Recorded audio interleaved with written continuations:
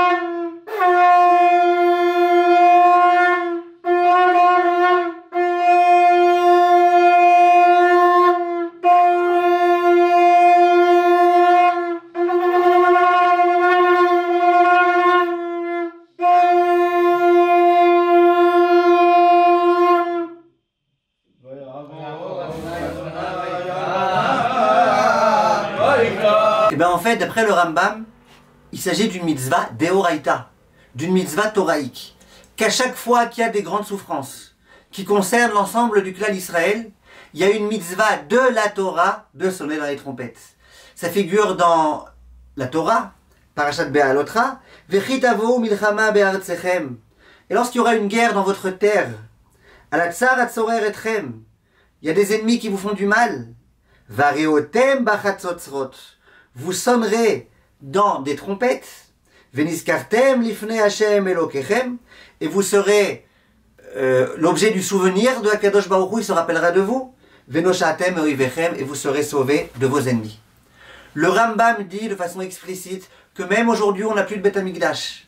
Cette mitzvah-là, elle est une mitzvah de la Torah. À chaque fois qu'il y a une souffrance, et en particulier une souffrance tellement grande comme celle qu'on est en train de vivre maintenant, il y a une mitzvah deoraita de sonner dans les trompettes. Certains décisionnaires disent que cette mitzvah, elle ne concerne que Israël et pas l'étranger. Le Chafetz Chaim, dans les lois du Ta'anit, du jeûne, il rapporte ça. Il y en a qui disent que c'est valable uniquement quand ça concerne une souffrance collective et pas individuelle. Mais là, c'est vraiment la souffrance de tout le peuple juif. Et il y a des décisionnaires, tels que le Sefer HaChinuch, qui disent que cette mitzvah ne concerne qu'à l'époque où il y avait le Beth Amikdash. Le Rav Moshe Feinstein, il va un petit peu dans le même sens. Il dit que cette mitzvah, elle ne concerne que le fait de sonner dans les trompettes, avec les trompettes qui étaient celles dont on se servait à l'époque du Beth Amikdash. Mais en tous les cas, le Rambam, il n'est pas d'accord avec ça.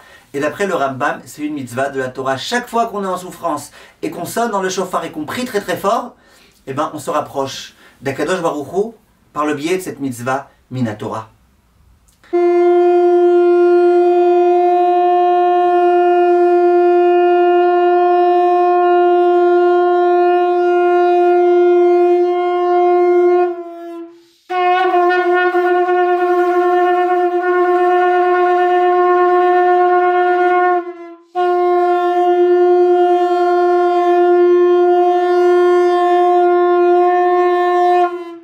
Ces trompettes-là, c'est des trompettes qui sont en argent pur. C'est des trompettes qui ressemblent plus à celles qu'on avait à l'époque du Beth Amikdash.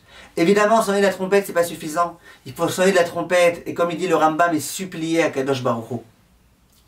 Les gens qui n'ont pas de trompette, ils peuvent aussi, d'après beaucoup de Chachamim, sonner avec du chauffard, et s'acquitter aussi de ce devoir. Ceux qui ont une trompette, c'est encore mieux. Maintenant, mes chers amis, j'aimerais vous dire quelque chose. c'est quoi le sens de cette trompette?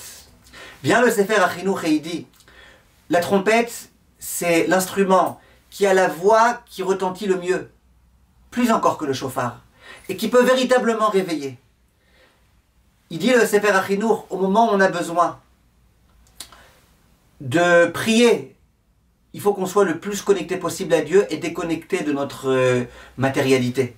La voix qui peut complètement nous déconnecter de la matérialité et nous reconnecter à Dieu, c'est la voix de la trompette, le son de la trompette. Le Rav Shimshon Raphaël Hirsch, il explique.